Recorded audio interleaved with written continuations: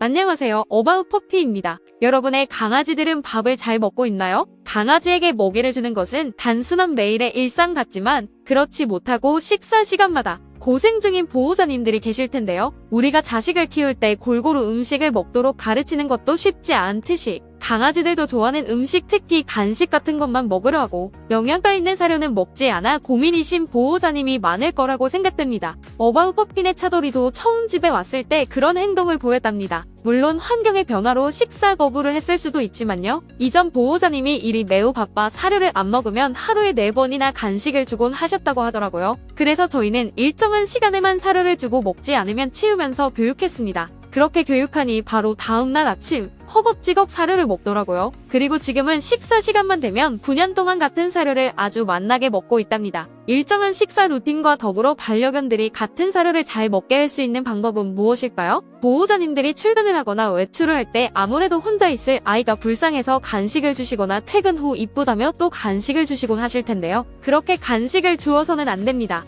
이런 작은 행동이 식사 시간에 반려견이 사료를 먹지 않는 이유가 될 수 있습니다. 그럼 좋은 방법은 무엇일까요? 그것은 바로 노즈워크입니다. 강아지의 감각을 자극하고 정신적, 육체적으로 풍부하게 해주는 재미있고 매력적인 활동인 거죠. 노즈워크를 이용해 반려견에게 먹이를 주는 시간을 더 즐겁게 할 수 있습니다. 이번 영상에서는 강아지들이 노즈워크를 통해서 사료를 잘 먹게 하는 방법에 대한 이야기를 해보려고 합니다. 그럼 시작해볼까요? 그럼 먼저 노즈워크가 무엇일까요? 노즈워크는 개들에게 흥미로운 놀이 및 훈련 활동 중 하나로 그들의 뛰어난 냄새 감지 능력을 활용하여 냄새를 추적하고 찾는 활동입니다. 주로 향수나 음식의 냄새를 찾는 놀이로 많이 사용됩니다. 개에게 노즈워크를 이용해서 밥을 주는 방법은 다음과 같습니다. 첫 번째, 노즈워크를 위한 장소를 설정합니다. 노즈워크를 할 수 있는 적당한 실내나 실외 장소를 선택합니다. 시작할 때에는 실내에서 쉽게 냄새를 배울 수 있는 간단한 환경이 좋습니다. 두 번째는 사료를 준비합니다. 영양가 듬뿍 담긴 식사용 사료를 사용합니다. 밥 먹는 시간에 사료를 먹지 않는다면 반려견이 쉽게 찾을 수 있는 장소에 숨겨둡니다. 세 번째, 훈련을 시작합니다. 반려견에게 냄새를 추적할 때 사용하는 신호를 가르칩니다. 일반적으로 간단한 신호를 사용하며 냄새로 사료를 찾으면 보상을 받도록 합니다. 보상 또한 잘했다는 칭찬과 더불어 사료로 하는 것이 좋습니다. 네 번째, 본격적인 노즈워크 게임을 실시합니다. 냄새가 밥과 연관되어 있다는 것을 반려견에게 가르칩니다. 먼저 반려견이 사료가 들어있는 것을 보고 냄새를 익힐 수 있도록 도와주세요. 그리고 사료를 숨겨놓은 후 반려견이 냄새를 추적해서 찾게 합니다. 다섯 번째, 반려견이 냄새로 사료를 찾으면 즉시 보상을 제공합니다. 이로 인해 반려견은 사료를 찾는 것이 기쁨으로 연결되어 더 적극적으로 찾으려고 할 것입니다. 여섯 번째는 난이도 조절입니다.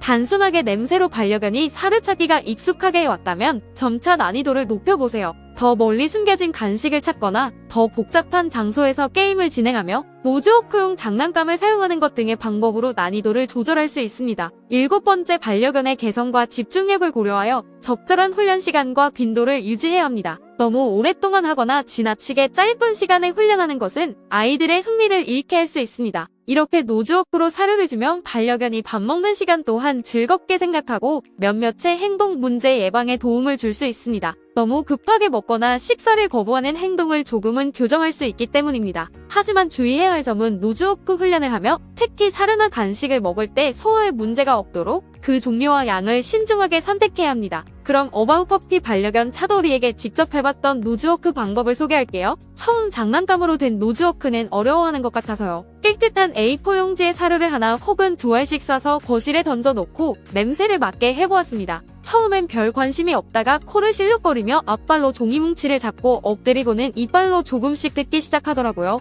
그리고는 또 르르 사료가 나오니 앙앙 씹어서 먹고는 또 거실 바닥에 코를 대고 다음 종이 뭉치로 다가가 먹기 시작했습니다. 별다른 비용 없이 사료를 재미있게 먹일 수 있는 가장 쉬운 노즈워크 방법이라고 생각합니다. 그리고 다음엔 생수병에 구멍을 3개 정도 내서 사료를 넣고 시도해보았는데요. 잘린 부분이 날카로워 혹시 아이 입이 다칠까봐 이 방법은 몇 번 하지는 못했습니다. 그리고 두 번째로 카페트로 되어 있는 노즈워크 패드를 구입했어요. 이중모인 차돌이에게 패드 원단은 간식을 찾는 것보다 펠트 소재인 패드에 털이 더 많이 붙어버려 사료를 먹는 건지 털을 먹는지 모르겠더라고요. 그리고 무엇보다 빨리 찾아 먹어버려 놀이 시간이 짧고 이동하는 동선도 짧아 중형견 이상에게는 조금은 아쉬웠습니다. 그리고 세 번째는 놀이로 할 수 있는 장난감 형태의 노즈워크를 이용해보았습니다.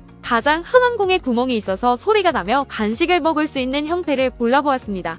코로 굴리면서 신나서 먹더라고요. 아마도 장난감을 이용하면 사료인지 간식인지 구분을 못하고 노즈워크에 심취해서 거의 밥 먹을 양을 놀이를 하면서 먹는 것 같았습니다. 이후 난이도를 조금 높여 발을 이용해야 하는 제품을 사줬는데요. 처음엔 냄새만 맡고 코와 발을 이용해도 나오지 않으니 주위만 빙빙 돌아다녔어요. 그래서 아빠가 손으로 돌려서 간식이 나오게 시범을 보이고 냄새를 맡게 해주니 슬슬 코로 밀어보고 발도 사용하며 먹을 수 있었어요. 그 이후에는 아주 노련해져서 이제는 시크하게 발을 차며 간식이 우두두 떨어지게 하고 야무지게 먹고 있습니다. 그리고 난이도를 더 높이지는 않고 가끔 혼자 있는 시간이 길거나 하면 노즈워크 장난감에 밥을 주곤 합니다. 마지막으로 최근에 종이컵을 이용해서 간식을 찾아낼 수 있나 보니까요. 생각보다 아주 잘 찾더라고요. 우리가 생각하는 것보다 강아지는 진정 후각이 발달한 것 같아요. 노즈워크에 대한 설명과 더불어 제가 했던 방법들을 소개해봤습니다. 종이나 페트병을 이용하거나 놀이형 장난감은 다들 한 번씩 해보셨으리라 생각됩니다. 결론적으로 이런 방법보다 아이들에게 가장 중요한 것은 일정한 시간에 식사를 제공하는 것이라고 생각됩니다. 일정한 루틴의 삶을 살 때 강아지들은 안정감과 편안함을 느껴 행복하다고 합니다.